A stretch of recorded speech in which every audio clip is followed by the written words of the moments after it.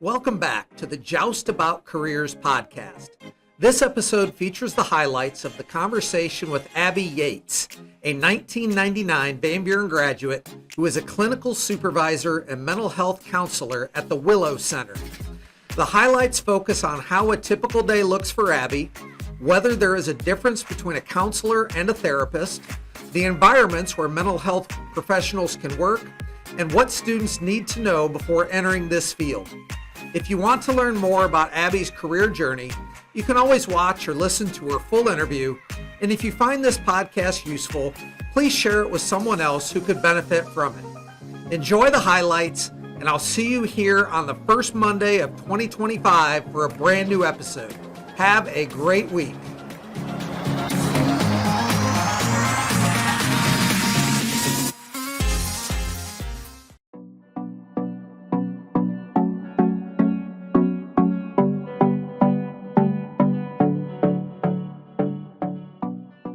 That kind of depends on the day and where you work. So my current role is in a private practice. So I go to work, I sit in a chair, people come in, they see me, we talk for an hour and then they leave.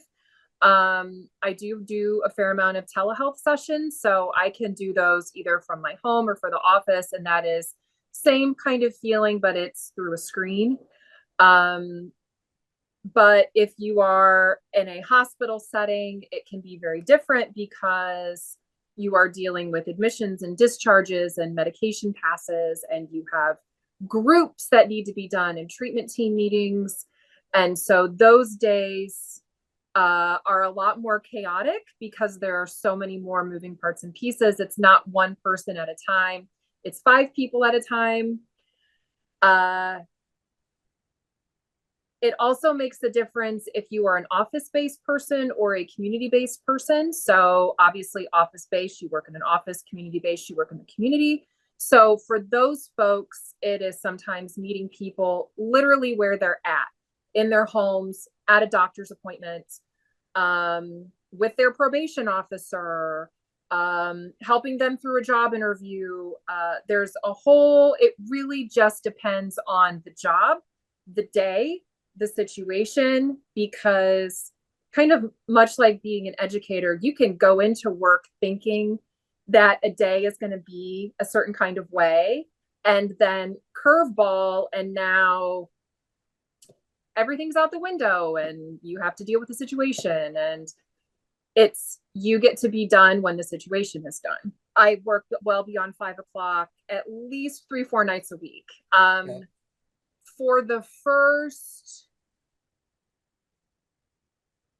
I've had 3 jobs where I was like a level 3 snow emergency. We don't care. You still need to show up. So those jobs have been off hours, evenings, weekends, holidays. You don't get to pick. That's your shift. That's when you work. So that is also a thing to take into consideration. I've worked in 2 different hospital settings and a jail. So those are, we will get the sheriff to come and get you to come to work.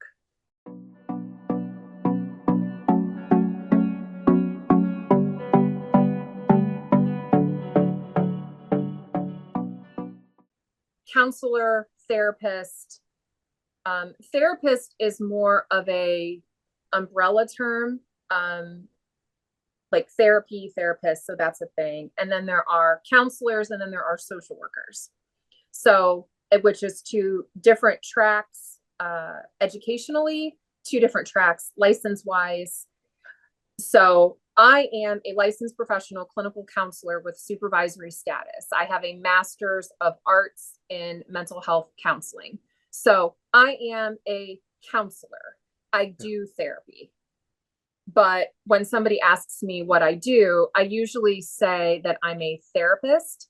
And then I'm, of course, asked like, oh, physical therapist. No, mental health. And then they go, oh.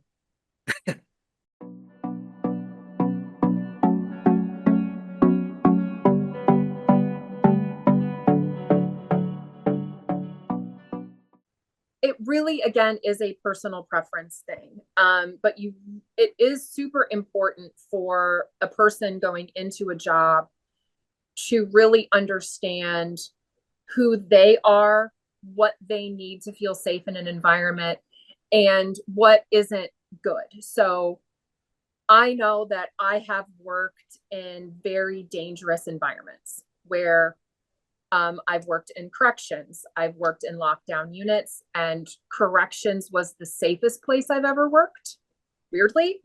And I worked at a children's psych unit and I had a kid break my ribs. So it is really just a thing that you have to be aware of, just like anything. So obviously office-based, community-based, there's that.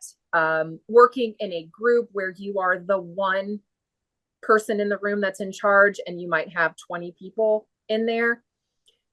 It depends on the organization. It depends on your role. It depends on the demographics that you serve.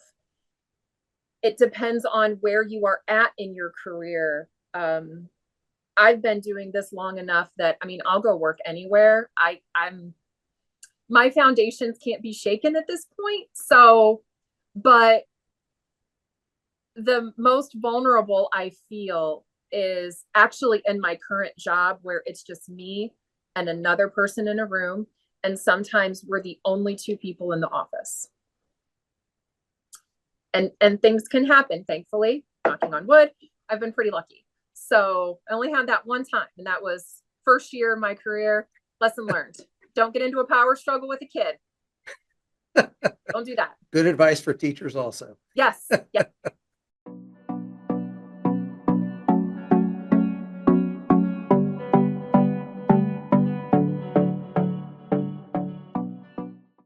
You are not going to get rich doing this job. The pay structure is dependent on insurance reimbursement. So unfortunately, for most roles, you need to have a master's degree to get the certain kind of license to do certain things. So obviously that's undergrad and then usually 2 years of graduate school.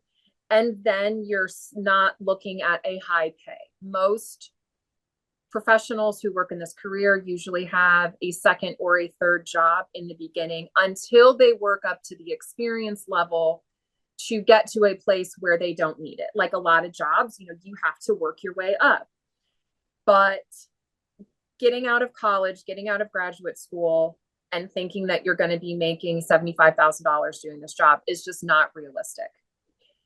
The other thing that is important to understand is that most people's resumes, and I'm sure you saw it, we are moving all over the place. We are moving and grooving and transitioning from job to job to job. Usual lifespan in a job is anywhere from 18 months to 3 years.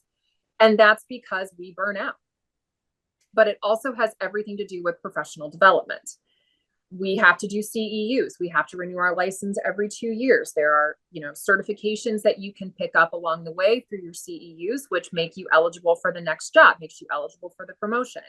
So we are incentivized to get more letters after our name, pick up more fancy papers so that we can do other things and work other places. But it also is a really good way to diversify yourself from another applicant.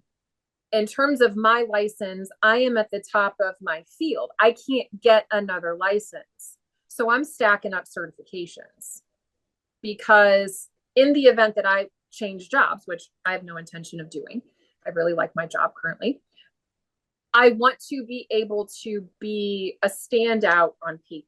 And that means certifications. We never stop learning. The other thing that's very important is that most mental health professionals do have to carry an additional liability insurance.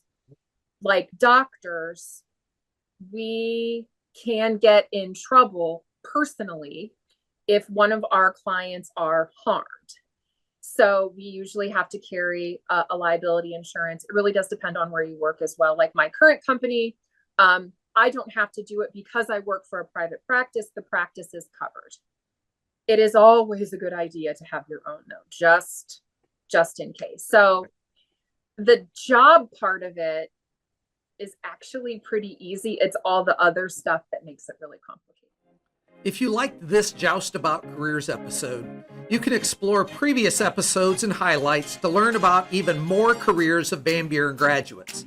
To be sure you don't miss upcoming episodes, please click subscribe on YouTube or your favorite podcast platform so you'll know when the next episode is released. Thank you for spending a portion of your day with us, and we hope you will continue to prepare for your future by learning just about careers.